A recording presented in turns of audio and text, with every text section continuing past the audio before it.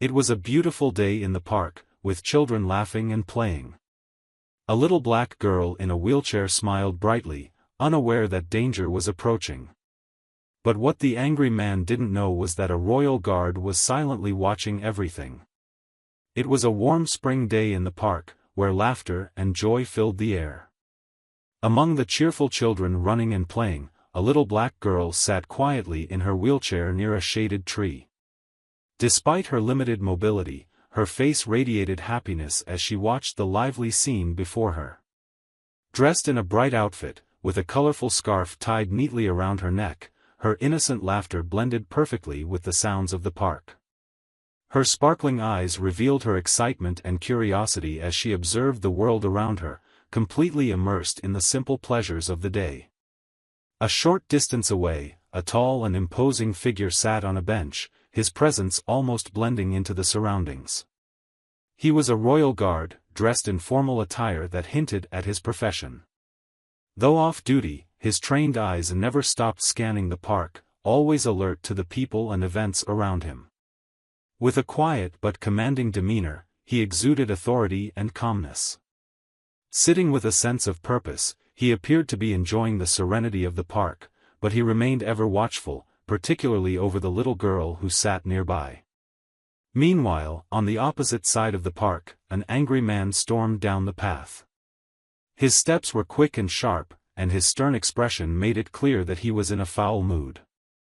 He seemed to carry the weight of his frustration with him, his fists clenched and his gaze darting around as if searching for something, or someone, to lash out at.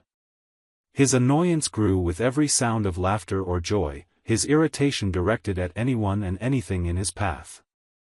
As his eyes fell on the cheerful girl in the wheelchair, his scowl deepened. His quick steps slowed, and his anger seemed to intensify, his attention now fixed on her. The man's angry gaze locked onto the little girl sitting peacefully in her wheelchair. For reasons only he understood, her cheerful presence seemed to fuel his simmering rage. With his fists clenched tightly, he changed his direction and started walking toward her. His pace quickened with each step, and his expression grew darker, his anger building like a storm ready to unleash. The little girl, unaware of the man's intentions, continued to smile at the children playing nearby, adjusting her colorful scarf with small, delicate hands. As the man approached, he stopped just a few feet from her. His voice, sharp and filled with venom, broke the peaceful atmosphere. "What are you even doing here? People like you don't belong in places like this," he spat, his tone dripping with cruelty. His words targeted not just her disability but also her race, each insult designed to cut deep. The girl's bright smile faltered as fear crept into her eyes. She clutched the armrests of her wheelchair tightly, trying to stay calm, but the trembling of her small hands gave her away. The man, seeing her silence, mistook it for weakness and grew bolder. He leaned down, his face inches from hers, his voice rising with every word. "You're nothing but a burden. You think anyone cares about you?" he sneered. Without warning, he grabbed her wheelchair, shaking it violently. The girl whimpered, her tiny hands gripping the sides for support. Then, with one final, brutal act, he yanked at the chair, breaking it apart and sending the girl tumbling to the ground. The park fell silent for a moment. People nearby stopped to watch, their faces filled with shock. Some hesitated, unsure of what to do. A few took out their phones to record the incident, but no one stepped forward to help. The little girl lay on the ground, helpless and scared, her world shattered by the man's cruelty. The peaceful hum of the park, broken by the man's cruel actions, was suddenly interrupted by the sound of heavy, deliberate footsteps. They echoed through the silence, each one measured and unhurried, but carrying an unmistakable sense of authority. The royal guard, who had been observing the scene from a distance, was now on the move. Dressed impeccably in his formal attire, he walked toward the commotion with a calm yet commanding presence. His tall figure and steady pace seemed to draw the attention of everyone in the park, including the man who had just broken the girl's wheelchair. The man's self-assured expression faltered as he noticed the guard's approach. At first, He tried to maintain his bravado, straightening his shoulders and pretending he wasn't intimidated. But the closer the guard got, the harder it became for the man to hold his composure. The royal guard stopped just a few feet away from him, towering over him like a mountain of silent strength. His eyes, sharp and unwavering, locked onto the man with a gaze that could pierce through steel. The park was deathly quiet, everyone waiting to see what would happen next. "What gives you the right to harm a child?" the guard asked, his voice calm but firm, carrying the weight of unspoken authority. The words were simple, yet they struck like a hammer, reverberating in the still air. The man blinked, momentarily at a loss for words. He opened his mouth to respond, but his voice came out shaky, betraying the fear he tried to hide. I was just teaching her a lesson," he stammered, attempting to justify his actions. "She doesn't belong here. People like her don't." "Enough," the guard interrupted, his tone leaving no room for argument. He stepped closer, closing the distance between them, his imposing figure casting a long shadow over the man. The man instinctively took a step back, his earlier confidence crumbling. The guard's presence was overwhelming, his every move calculated and deliberate. There was no yelling, no theatrics, just a steady, quiet authority that made it clear who was in control. The man tried one last time to argue, his voice rising in desperation. "Who are you to tell me what to do? You think you're better than me just because you're in a uniform?" His words were defiant, but his trembling hands gave away his growing panic. The guard didn't flinch. Instead, he reached out and placed a firm hand on the man's shoulder, stopping him in his tracks. The grip wasn't violent, but it carried a silent promise of what could happen if the man continued his behavior. "You've already made enough mistakes today," the guard said, his voice low but powerful. "This ends now. You will not hurt her, or anyone else, ever again. Do you understand me?" The man squirmed under the guard's unyielding grip, his bravado completely gone. His eyes darted around, searching for an escape, but there was none. The parkgoers, who had been mere spectators until now, began to step forward, their faces filled with quiet support for the guard's actions. The man finally nodded, his shoulders slumping in defeat. The guard released him with a controlled movement, stepping back slightly but keeping his intense gaze fixed on him. "Leave," the guard said simply. The man hesitated for a moment before turning and walking away, his steps hurried and uneven. The crowd parted to let him through, their disapproving eyes following him as he disappeared from view. The royal guard then turned his attention to the little girl, who was still lying on the ground. Kneeling beside her, he spoke gently, his earlier sternness replaced with kindness. "Are you okay?" he asked, his voice soft but steady.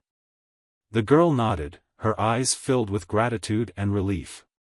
The guard carefully helped her back into a seated position, reassuring her with a warm smile.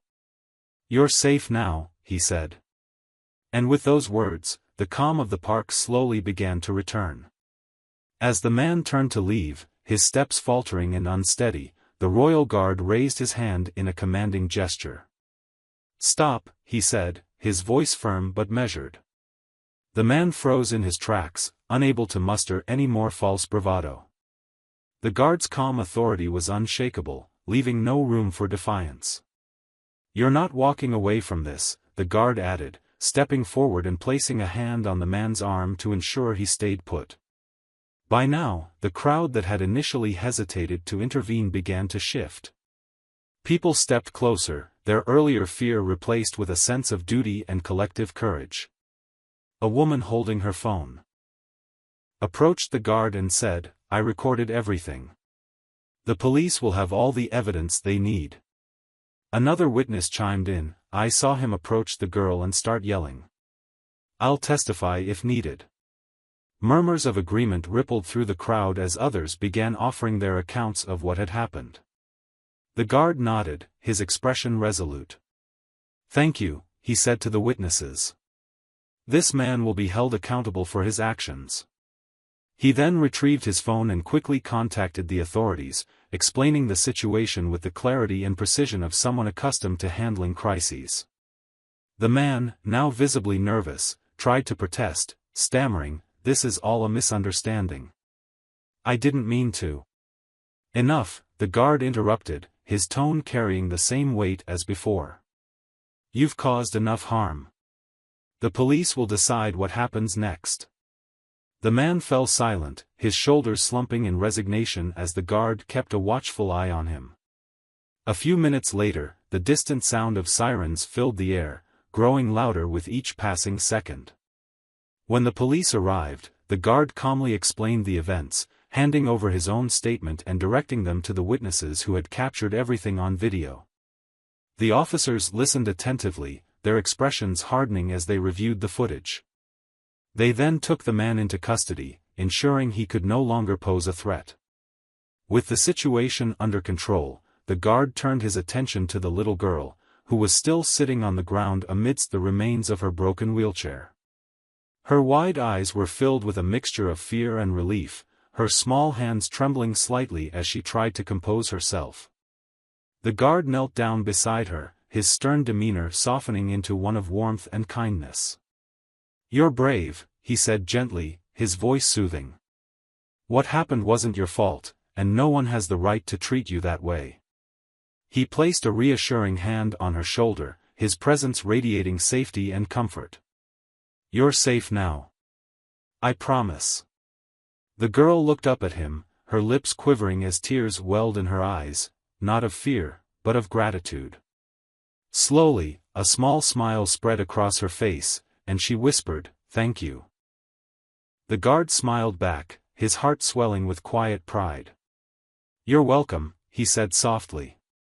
He carefully helped her to her feet, ensuring she was steady, and guided her to a nearby bench where she could rest. The crowd, once frozen in silence, now began to applaud lightly, their respect for the guard evident in their expressions. As the girl sat on the bench, a kind passerby approached with a phone in hand. "We've already called for help to replace her wheelchair," they said. The guard nodded, grateful for the support of the community that had finally come together.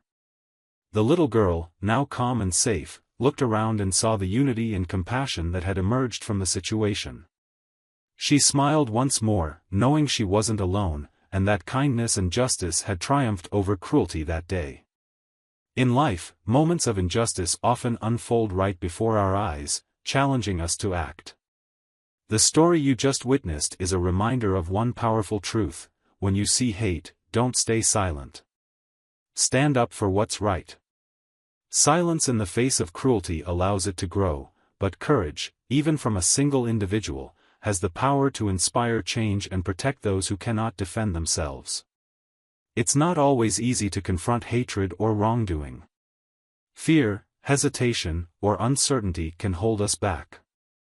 But as this story shows, even one act of bravery can shift the balance, turning passive observers into active allies. A single voice speaking out against injustice can encourage others to join in, creating a wave of kindness and support that drowns out hatred. We want to hear from you. Have you ever seen someone take a stand against injustice? Maybe you've witnessed an act of kindness that restored your faith in humanity, or taken a stand yourself when you saw someone being wronged. Share your story in the comments below. It could inspire others to do the same in their own lives. If this story moved you, don't keep it to yourself. Share it with friends and family so more people can learn the importance of standing up for what's right. Hit the subscribe button to join us for more stories like this, and give this video a like to show your support for justice and kindness. Together, we can create a world where hate has no place and compassion always wins. Thank you for being here with us, and remember, even the smallest act of courage can make a big difference.